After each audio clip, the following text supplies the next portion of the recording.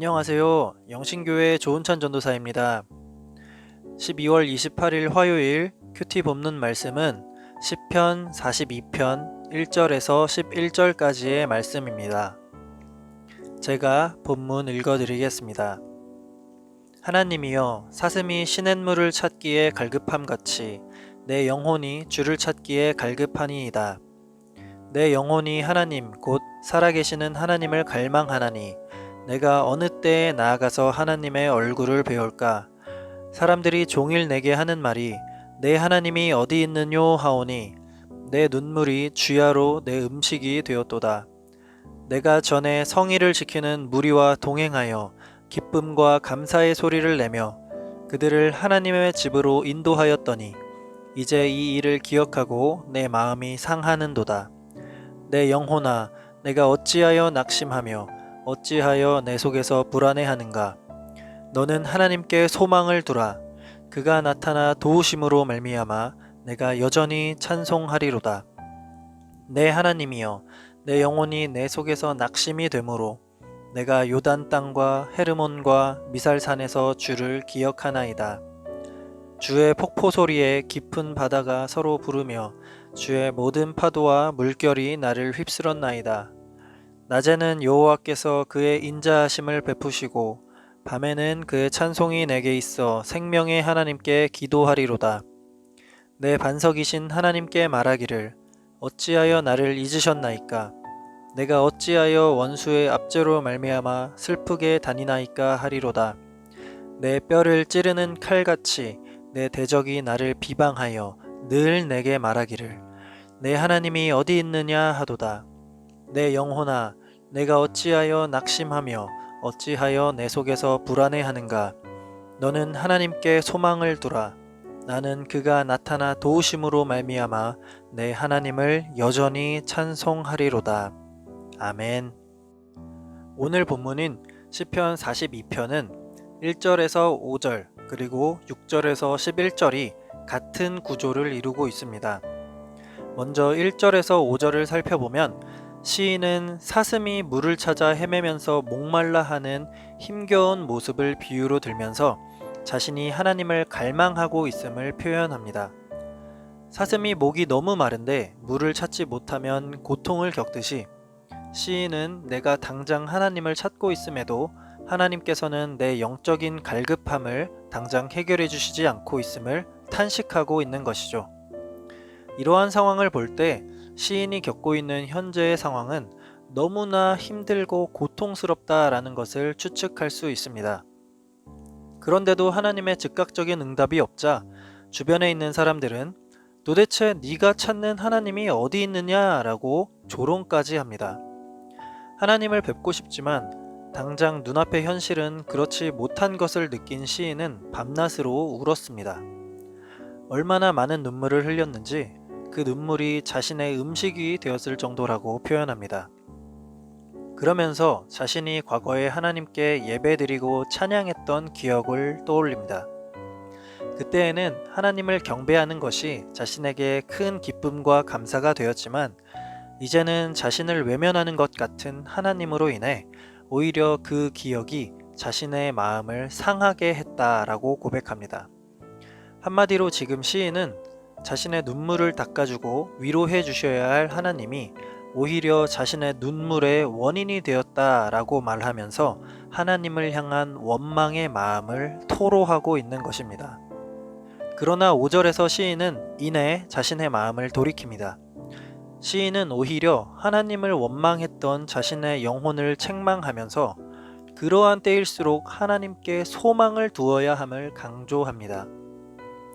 비록 자신의 연약함 때문에 잠시 하나님을 원망했으나 다시 하나님을 붙잡고 하나님을 찬양하리라고 다짐하고 있는 상황입니다. 이렇게 한 번의 영적인 위기를 극복한 시인은 6절에서 10절에 다시금 영적인 시험에 빠지게 됩니다. 시인은 자신이 요단 땅과 헤르몬과 미살산에 있다고 했는데 이 지역은 하나님의 성전이 있는 예루살렘과 멀리 떨어진 곳으로서 지금 시인 자신의 영적인 상태가 하나님으로부터 멀어졌음을 표현하고 있습니다. 여기서 시인은 하나님에 대해 생각하지만 지금의 시인에게 하나님은 공포의 대상, 두려움의 대상 그 자체로 느껴집니다. 하나님의 폭포 소리에 깊은 바다가 부르고 있으며 하나님의 파도와 물결이 시인을 덮친 상황입니다. 성경에서 바다는 죽음이나 혼돈을 의미할 때가 많은데 지금 시인은 오히려 하나님으로 인해 자신이 죽음의 문턱에 와 있을 정도로 궁지에 몰려 있음을 표현하고 있는 것입니다. 시인은 하나님께서 분명히 밤낮으로 나를 인도하고 계시고 내 생명을 주관하고 계신 생명의 하나님이시라는 것을 잘 알고 믿고 있습니다. 그런데 그런 하나님께서 지금 원수에게 압제를 당하여 슬프게 살아가고 있는 자신을 잊어버리시고 외면한 것에 대해 원망하는 기도를 올립니다. 그러자 이번에도 대적들이 시인을 향하여 네가 그렇게 믿고 따르는 하나님이 도대체 어디 있느냐라며 그를 비방했습니다. 이 말은 시인에게 마치 뼈를 찌르는 칼과 같이 날카롭고 큰 상처가 되는 말이었습니다. 지금까지 시인의 상황을 요약하자면 어떤 상황인지 구체적으로는 알 수가 없으나 너무나 어려운 상황에 처해 있다는 것은 확실합니다. 그러한 상황에서 시인은 자신이 믿는 하나님을 애타게 찾지만 오히려 지금 자신이 처한 상황이 마치 하나님 때문인 것처럼 느껴집니다.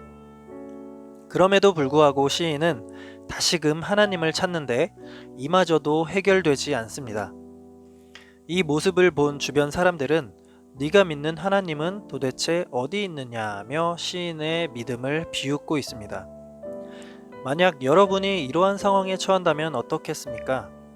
나의 위로가 되시고 나의 든든한 방패가 되어 주셔야 할 하나님께서 오히려 나를 죽음의 문턱으로 몰아넣으시는 것처럼 느껴지고 내가 애타게 하나님을 찾아도 하나님은 나를 외면하시는 것 같고 그런 내 신앙생활을 보는 주변의 불신자들은 내가 믿는 하나님이 가짜라고 하며 비웃는 그런 상황에 처한다면 말입니다. 아마 이런 상황에 처한다면 많은 사람들이 교회를 떠나고 하나님을 떠날지도 모릅니다. 마치 내 믿음이 부정당한 것처럼 느껴지니까 말이죠.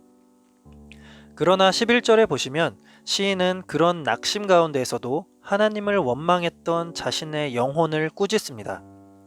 그러면서 또다시 하나님께 소망을 두라고 말하면서 결국 이 모든 것 가운데에서도 나를 도우실 하나님을 믿으며 그분께 찬송을 올립니다. 신자들 역시 세상을 살면서 다양한 삶의 어려움에 직면하게 됩니다. 그럴 때마다 우리들은 하나님을 찾고 매달리죠.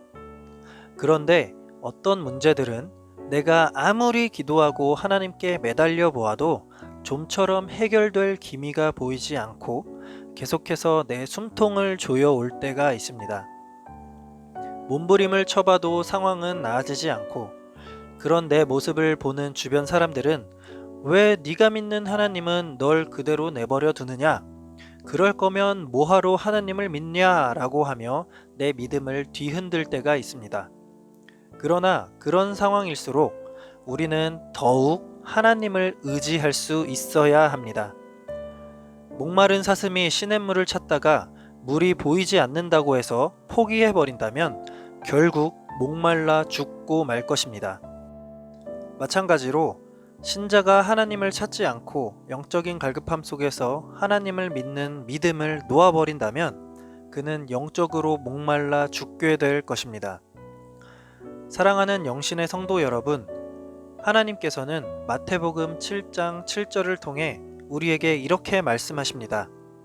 구하라 그리하면 너희에게 주실 것이요 찾으라 그리하면 찾아낼 것이요 문을 두드리라 그리하면 너희에게 열릴 것이니. 여러분, 아무리 힘든 상황에 처하시더라도 결코 우리의 유일한 생명 되시는 하나님을 놓지 마시기 바랍니다.